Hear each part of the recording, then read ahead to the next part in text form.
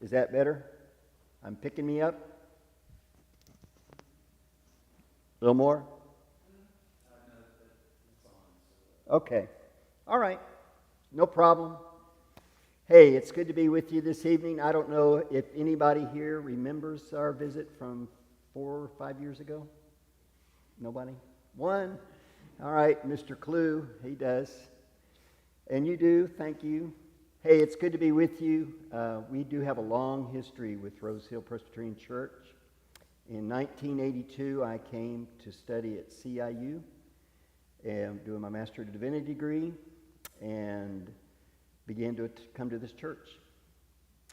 And a couple of years later, a young lady moved to Columbia, South Carolina from Augusta, and she began to attend this church.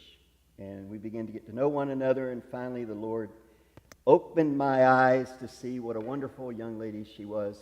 And so we began to go out. In 1984, we began to date, and got married at the end of 1984 on December the 15th in this sanctuary. It was a warm December day, probably 82 degrees that day. Can you imagine for December?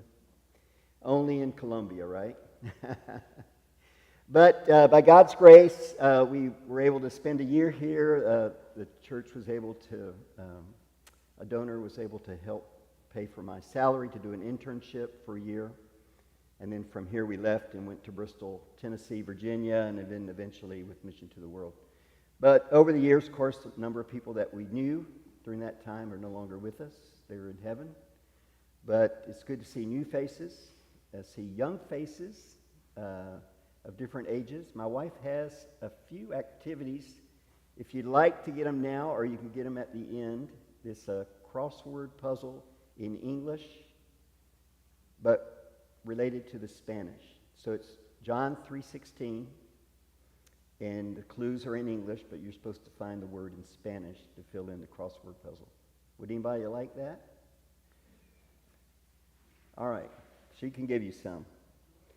I want to share some about the work that we've been doing the last really 10 years in Monterrey, Mexico, which is where we're living. But I also want to share some from Word of God. It comes out of Matthew's Gospel, chapter 24. And just part of verse 14 of that chapter, Jesus said that this gospel of the kingdom will be proclaimed throughout the whole world as a testimony to all the nations. This gospel of the kingdom will be proclaimed throughout all the world as a testimony to the nations. So I just want to focus just very briefly, begin with what is this gospel of the kingdom?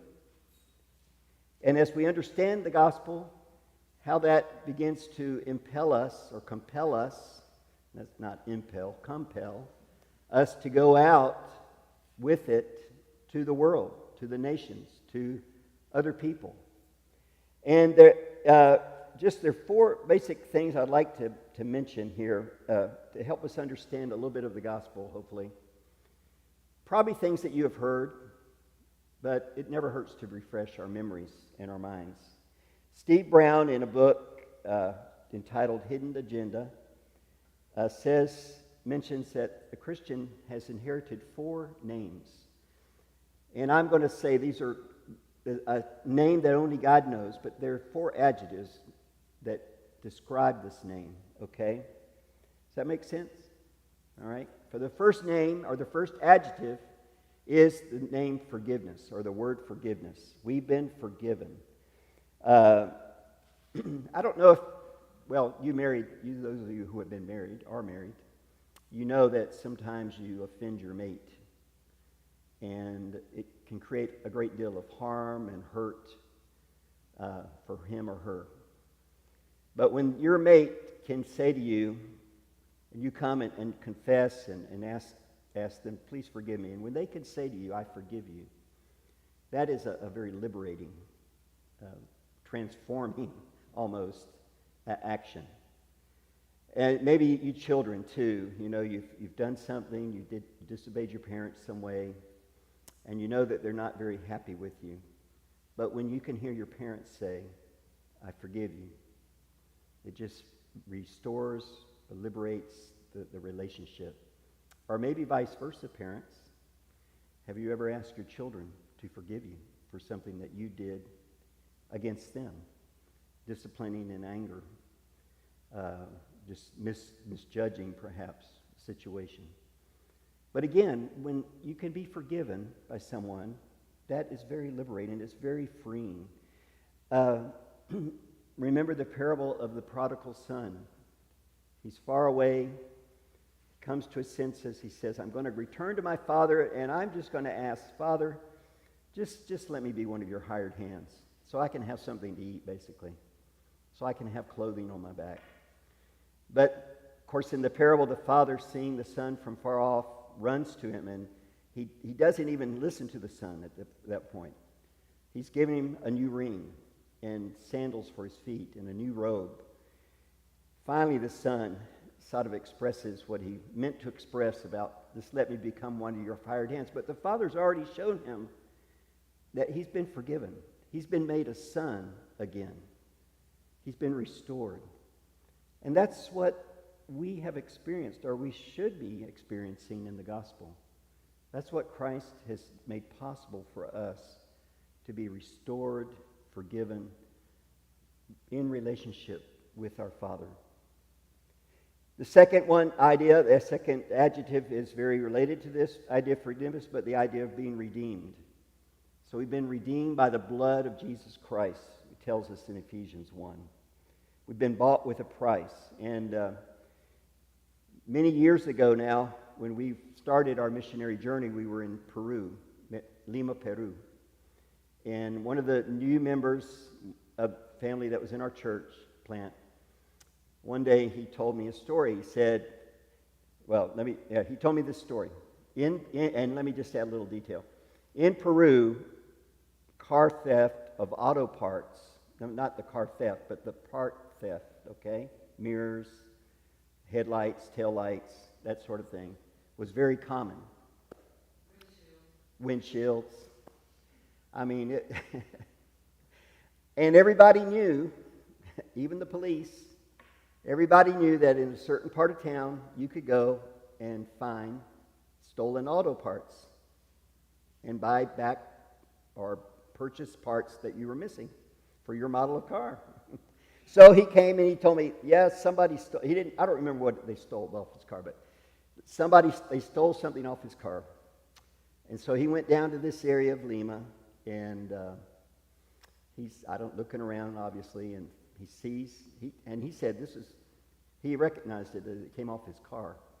So he told the man that was selling it, that's mine. And the man said, no, senor. That was yours. Now it's mine. And if you want it, you're going to have to pay me for it. So he had to redeem the part that had been taken. It belonged to him already, but he had to redeem it. He had to buy it back. And in that sense, because of creation, we are God's creation. And we do, in that general sense, we belong to him, but we've gone far away from him. And so he had to be the shed blood of his son to pay the price, to redeem us, to buy us back to himself. So we've been redeemed, forgiven and redeemed. Then we've been called acceptable. Sometimes Christians have the idea that when I became a Christian, so let's say I'm 18 years old, okay, I became a Christian now. So that means all my past sins are forgiven. But what about all these future sins? So sometimes people have the idea that, okay, God's forgiven the past, but now I'm responsible for the future. But the idea of being acceptable in God's sight is telling us the very opposite of that. Not only are the past sins taken away, but all the future sin is covered also, taken care of. But additionally, there's something else that God has given us, and that is the righteousness, the rightness, the righteousness, the correctness, the obedience of his own Son, Jesus Christ. So Jesus Christ became sin on the cross. He bore our sin on the cross that we might be the righteousness of God in him. So that means acceptable, that we are acceptable to God just as if we were his Son, Jesus Christ. We are, as someone, I guess it was Luther, I think, said, we are simultaneously unjust sinners, and just. But think about that. You are acceptable to God just as you are right now. You are as perfect in his sight. Not in reality, obviously, okay, because you are a sinner and I am a sinner. But we are acceptable in his sight as if we were his Son, Jesus Christ. The righteousness of Christ has been given to us. And that is a wonderful, wonderful truth. In Zechariah chapter 3, we have given a picture. The prophet Zechariah sees a vision of Joshua, the high priest, standing before God, and he's being accused by Satan. And it says this, "And the angel said to those who were standing before him, 'Remove the filthy garments from him.' And to him he said, 'Behold, I have taken away your iniquity, and I will clothe you with pure vestments.' And I said, 'Let them put a clean turban on his head.' And so they put a clean turban on his head and clothed him with garments. And the angel of the Lord was standing by." This is a really sort of a very interesting picture, word painting of what it means to be clothed in the righteousness of Christ. Yes, that Joshua was a filthy sinner, but God says, take it away and put upon him clean clothes, a clean turban, and representing righteousness, representing justice. So we're acceptable, and then we're loved, unconditionally loved by God. Remember Romans 8? What can separate us from the love of God? Neither height nor depth nor angels nor, I can't even think of all the descriptions there, but nothing can, he says, nothing can separate us from the love of God. We are loved, beloved.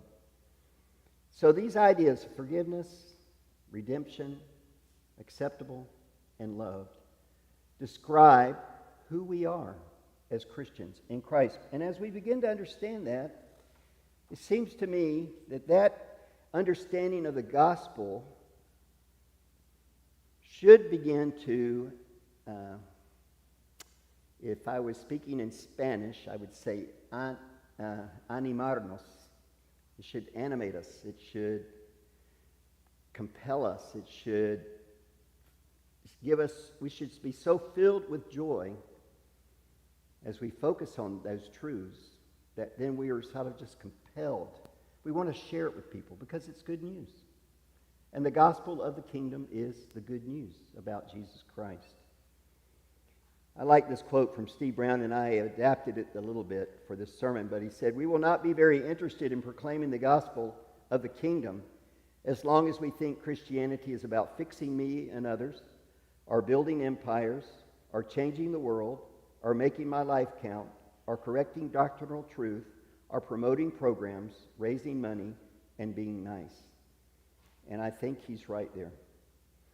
None of those things are going to really motivate us to want to talk to other people about Jesus Christ.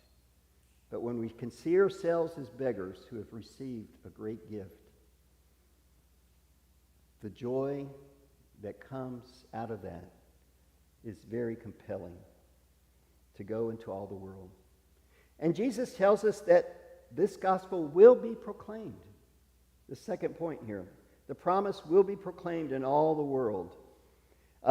This is repeated in several different places, but Acts 1:8, the Holy Spirit will come upon you. You will be witnesses in Jerusalem, Judea, Samaria, and then to the ends of the world. Think about this. Since the resurrection of Jesus Christ and his ascension into heaven, nothing, no government, no events, no circumstances anywhere in the world has ever completely impeded the spread of the gospel. And usually the gospel has spread more rapidly in areas where there's been open persecution of the church, where there's been opposition. So in spite of whatever type of natural disaster can occur, or wars, or government edicts, nothing ever really impedes the proclamation of the gospel. And how can Jesus make such? It's really a promise. This will be proclaimed. How can he make a promise? Because he has purchased with his blood men from every tribe and tongue and nation and made us into his kingdom. He's still building his kingdom in the world. The gospel going out into the world. I don't know if you remember the story from the day of, the Palm Sunday. Let me go back there. Palm Sunday.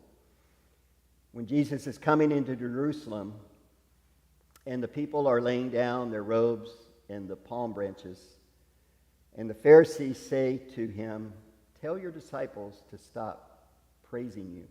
They were singing out, "Hosanna, blessed is he who comes in the name of the Lord." And how did he respond to them? He said, "I tell you, if they don't cry out, these stones are going to cry out." In other words, this is something that has to happen. This is part of God's plan. And if people are not going to do this, then the stones are going to cry out. I mean, how? Who knows? But you see the point? Jesus is saying this gospel will be proclaimed throughout all the world. So really, in that sense, a question for us at this point is to say, well, are we involved? Are we part of that proclamation process? It's going to be proclaimed throughout the world through preaching, through teaching. There'll be acts of ministry, mercy ministries. There's going to be the personal witness of people to whom we know, a circle of friends and family members. It's going to come in the face of opposition, yes. But the gospel is going to be proclaimed in many, many different ways. And it is being proclaimed around the world to this very day. But I think this passage also provides us with a sense of urgency. We didn't read these verses, but farther down in Matthew 24, toward the end of that chapter 42 and 44, it says, "Stay awake. You do not know on what day your Lord is coming. But know this, that if the master of the house had known in what part of the night the thief was coming, he would have stayed awake and would not have let his house be broken into. Therefore you also must be ready, for the Son of Man is coming at an hour you do not expect." This is, of course, repeated in all three of the synoptic Gospels, Matthew, Mark, and Luke. But the idea is to be vigilant. Jesus is saying, as we proclaim the gospel, it's part of one of those signs that indicates his second coming. Okay? But we have to be vigilant. We have to be alert. We have to be ready. There's always, I think, in one sense or in one way or another, there's always been a missionary impulse in the Church of Jesus Christ. But I would say this, that my personal sort of conviction and appreciation of the church is that the healthier a church is, the more you're going to see that church involved in helping with the proclamation of the gospel in the world. In the book of Acts, chapter 13, we have the church in Antioch, and they're praying. The leaders of the church are together praying, and it tells us that Spirit told them, set apart Paul and Barnabas to go to the Gentiles, to the Greek-speaking world. Now, we don't know how he told them that. We don't know what manners he used, etc. But you see there the church was in a very healthy situation, and it's the Spirit who's compelling, pushing them to send out messengers into the world. Again, not everyone here is going to be a missionary, right? I don't know how anybody, some of us are getting older, and we're probably not going to go. Some of us are too young, although future, who knows? But as a church, you are already involved at a certain level with helping others to go into the world. But we can all, of course, go to our immediate locale, our immediate situation. But again, I think I will say this again just to sort of close with this idea. I think the more deeply you and I are experiencing and grasping the gospel of Jesus Christ, as Tim Keller would say, the more humbled we will be, but at the same time, the more built up we will be to know that we are so loved by God. And out of that, we are going to be compelled to proclaim the gospel, to want to share it with other people, to make sure it goes into the world. I'll just close with one brief story here. Many years ago in Peru, we knew a couple, an older couple in there, probably in their 70s at that point. And they retired, but they had begun to go to 3 different countries every year, short term.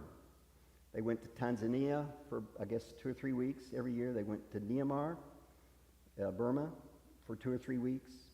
And then they came to Peru with their church for a week. And their goal was not personally to go preach or teach, but they went to support, in the case of Africa and Asia, support some Bible schools, some seminaries, with their personal presence, with their financial gifts, just to encourage the students. And then they came to Peru with their church to help us do some, what we called an English camp. Now, that was very interesting because they spent, I'm sure, quite a bit of money and time, energy doing that. But they were compelled by the gospel to do what they could do, to go where they could go, until finally the age and certain circumstances limited them from continuing on with that ministry. So it's not impossible for any of us to consider what can God have us do. Okay? I'm going to stop there and talk a little more about our ministry. What time did y'all want to get out? Take as long as I want. All right. Thank you guys again for your attention. We are Charlie and Benita. We have been in Mexico the last 15 years. And in the last 10 years, we've been in the city of Monterrey. We're involved in a church planning ministry, and the name of it is, let's see, you know Spanish, so. Yeah, muy bien. Centro para la Plantación de Iglesias, the Church Planning Center in English. So maybe I'll refer to that as CPI. So if I do that, just know that I'm referring to the Church Planning Center. Our Centro para la Plantación de Iglesias. Anyone else speak Spanish here? Ah, qué bueno. Excelente. So, where do we live? Monterrey, Mexico. Monterrey is a little place. 5.5 million people. Okay, it's a fair-sized city, obviously. We have some beautiful views. We're on the edge of the mountains, Sierra Madre Mountains. But this view and this mountain that you see here is called La Silla, or the saddle in English, or the seat. And the story is that once upon a time, many years ago, a man who was from Monterrey, Regio, they say, Regio, he lost a peso on top of this mountain. In today's terms, a peso is about 15 cents. No. It takes 15 pesos to $1. I guess, so I can't really translate it into dollars or to pennies or whatever. But it's not a whole lot of money, okay? But he was so concerned about finding that peso that he walked back and forth on the top of that mountain, walking, until he wore it. He found his peso, but in the process, he wore down the mountain and formed that saddle, okay? So that's one of the iconic views of Monterrey. Almost from any part of the city, you can see this hill, this mountain. Monterrey is a very modern city. Lots of high-rises now going up. Still expanding outward, but more and more things are going upward. And we rented a house at the base of this ridge of mountains. This was called Cumbres, the area that we lived, and we're renting a house there. So this was a view from our house. Like many a day like this, on a clear sunny day, beautiful. And then in the evening, the sun was on the opposite side of the mountain, and would be coming through those peaks. Okay, so quite pretty. This is a photo from Peru. When we went out with Mission to the World in 93, we actually got to Peru. So 30 years ago, we were part of 2 church plants. And these young people, they're still young people to me, they were all part of that church plants, okay? Some of them were in high school at the time, some were in college. A few of them were graduated from college, but, they're in their teens and in early 20s. So now they're in their late 30s. But it's exciting. We were able to go to a wedding, the young man here and his bride. He came to all of our daughters' weddings. And 10 years ago, we had our first wedding. Well, anyway, I got to move this on. But we had 3 weddings in 10 months, okay? He came to all of them. So our daughters, 2 of our daughters and ourselves, we went and joined them. But it was good to see them and to see that these young people have gone on with the Lord, still active in churches. And this is our family, very briefly. Our oldest daughter, Elise, and her husband, Daniel. They have 4 children. They're living in Chattanooga, Tennessee. Then our middle daughter, you all might have met them. They came a couple of years ago. Yeah. Eric and Anna Graham. And they're in Bogota, Colombia. And they're missionaries with Mission to the World. And so we have 3 grandchildren with them. And then our youngest daughter is named Isla, and her husband, John. And they're in Houston, Texas. So we have our 3 kids. They're sort of scattered around the world now. But we enjoy being with them when we can. This is our team in Monterrey. We've been the only gringos living on the field in Monterrey.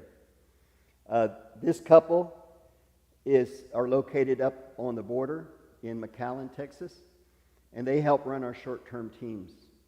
And then the other couples in the picture there with us are all my colleagues in Mexico.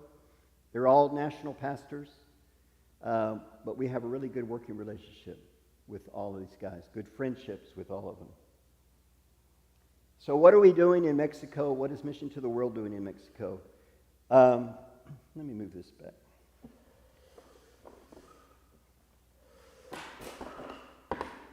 Sorry. A long time ago, when Presbyterian missionaries came back into Mexico after the Mexican Revolution, so we're talking around 1921, 22, about the age of your church, they were asked to come down into this area of Mexico, and they did. The PCUS, what is now the PCUSA and the PCUS, began to send missionaries, and God blessed. The church began to grow. In the last probably 70 years, the church in southern Mexico really grew. And there are now over 1 million members in the National Presbyterian Church of Mexico, maybe 1.5 million.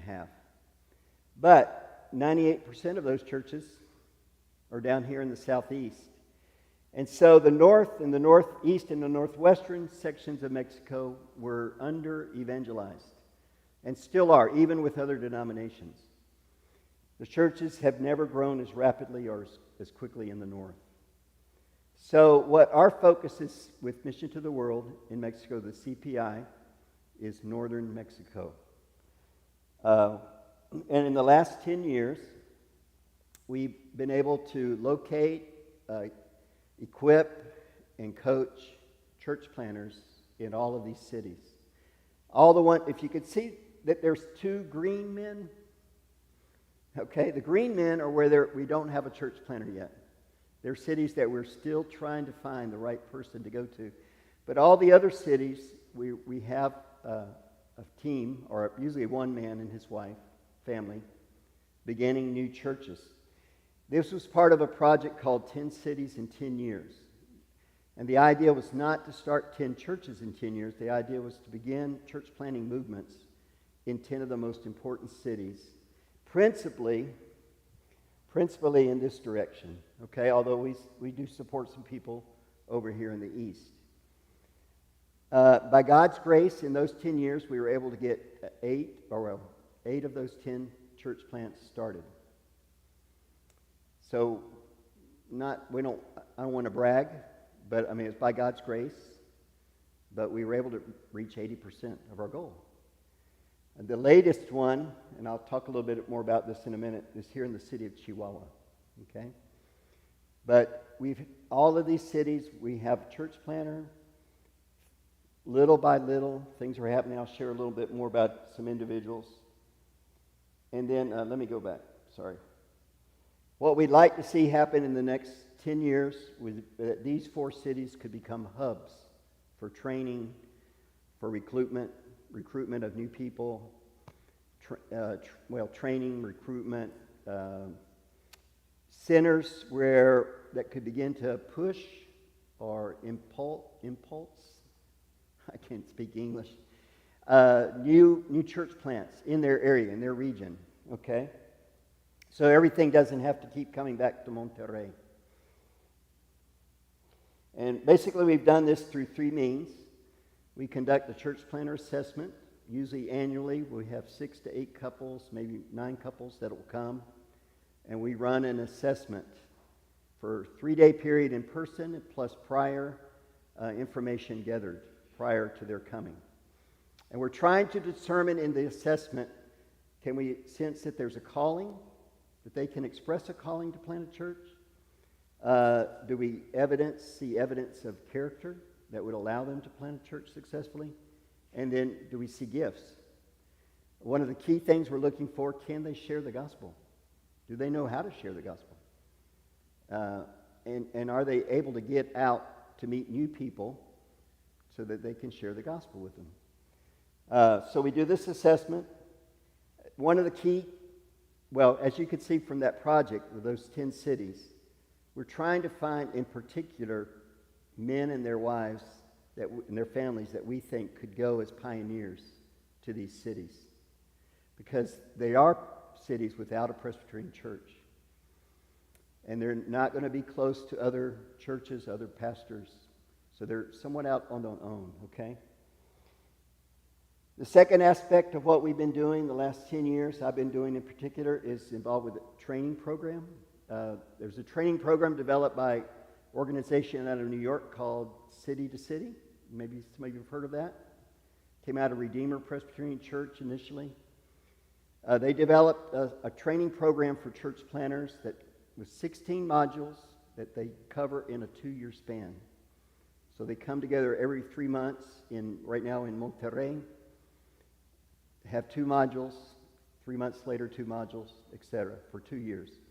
The idea is to walk with them in the way that they can take material back with them, ideas, and begin to implement it in the church plant. So this idea of starting almost at the base is, we don't have anybody. I'm new to the city. What do I do? Toward the end, thinking about, okay, how do I get this church organized? Train elders, train leaders, get people involved in ministry. So all those aspects we're trying to cover. And then the last thing that we've been doing is what we call coaching, church planter coaching. So myself and all my colleagues, we each have 1 or 2, maybe 3 men, individual church planters that we're meeting with regularly. Now you can imagine the distances. We can't go to them, and they can't come to us physically. So we do most of that via the internet, either Zoom or Messenger. But we're trying to meet for an hour and a half every month, talking about what's going on, how are they doing. Not just how is the ministry doing, but how are they doing? How's their marriage? How's their family? How are relationships with other people? How are they doing spiritually? Because we don't want to see them come to the end of a church plant, maybe successfully got a new church, but then everything else is a disaster. So we're trying to walk with them as best as we can, and we try to make a physical visit, at least once a year to these locations. So that's very basic. Seems really simple, doesn't it? But just by focusing on these three things, we've seen a greater success rate in seeing new churches begun. Okay? And I'm going to pass over that. How are we doing on time? Yeah, let me just tell you about some of the men that we work with. This young guy is named Manuel, and he is in the city of Durango. Anybody ever heard of the city of Durango before? One. Okay. It's one of the oldest cities in Mexico, 1540s, when the early Spaniards founded the city of Durango. Durango is an interesting city. It's fairly modern, but at the same time, it's really a laid-back city. I mean, when I say laid-back, nothing really gets going to about 10 o'clock in the morning, and then people are up 10, 12 o'clock at night. But Manuel, I also want to ask you to pray for these guys, because in Durango and specifically, we seem like we've really faced spiritual oppression. This is he's the third church planter in 10 years, or 12 years now. The first one had to leave for different reasons. The second one, there were different reasons. Not good reasons. But Manuel is from Durango. He's been leading this church plant for about 3.5 years now. It's growing little by little. But his problem is he gets discouraged. He's not married, so he doesn't have a wife to help him. But he gets discouraged, and then he wants to quit. This happened in June. He calls my colleague and says, "I'm done. I'm quitting." And it's like, okay, as a team, we're thinking, okay, we got to find a replacement for Manuel. I mean, the fourth replacement now. 3 days later, he calls back, "No, I'm not quitting." But his struggle there is debilitating for him, but it also has negative effects on the church plant, because he tends to talk about his discouragement. So pray for Manuel. Pray that God would maintain him. Another couple that's in Durango is this man and his wife, Noe and Nady. And again, they're seeing a church growing, slowly growing, church plant. But then they face struggles too. Like earlier this year, Nady they were trying to have a third child. And she thought she was pregnant. And she wasn't. Then she finds out one of her sisters was murdered in the city of Cancun. And then back in May, he wrote us all a text saying, "Please pray for us." There were some drug dealers that set up shop right across the street from where they're living. And just like, wow, what do we do? God resolved that problem. But all those things are like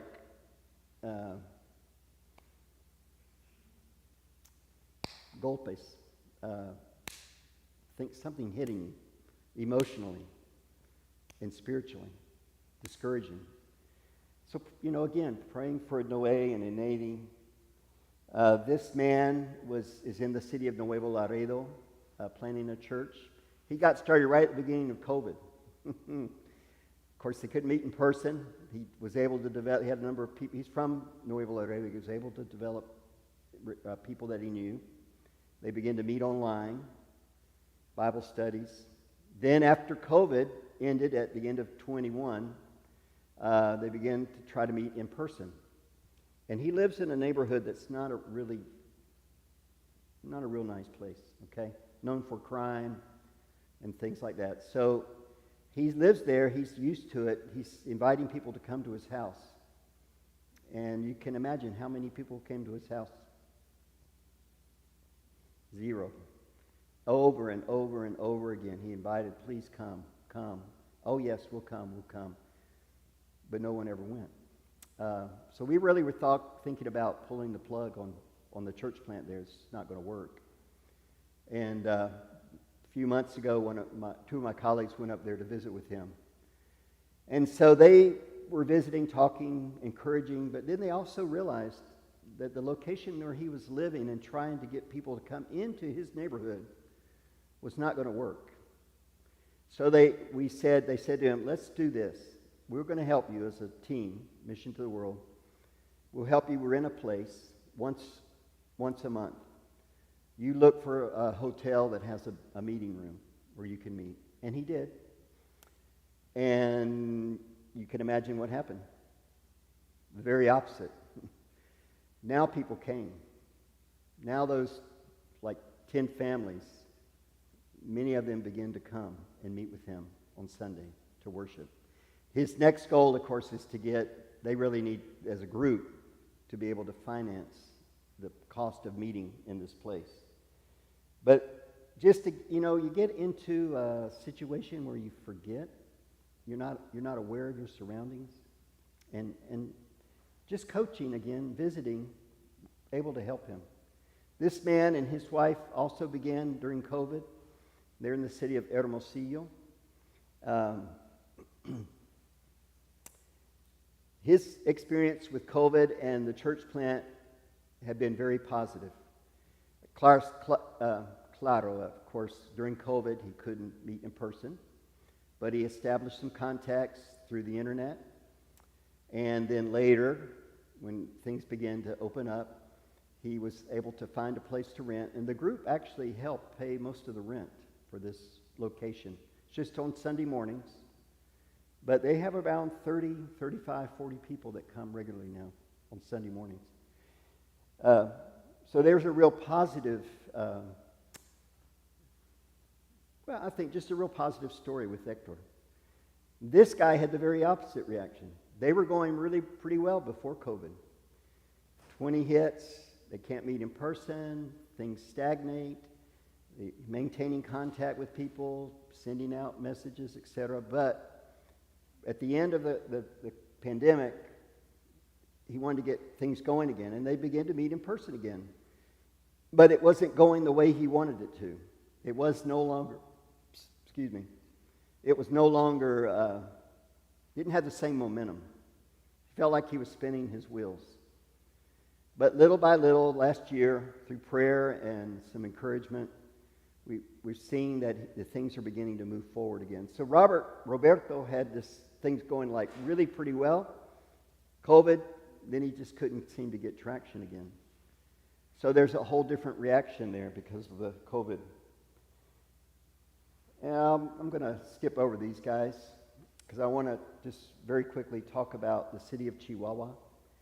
On our display, there's a little bit of material about the church planting project in Chihuahua. But Chihuahua is our latest city, the last city, not the last, but the latest city. It's the newest church plant. The city of Chihuahua is about 1 million people. It's a very modern city, very young city age-wise, a lot of young people. And many years ago, one of the presbyteries there in that part of the country started a church in Chihuahua. But when they bought property and built the building, it was put into a small neighborhood that's isolated from the rest of the city. In other words, you're probably not going to drive there from somewhere else in the city. You're not even going to know that there's a church.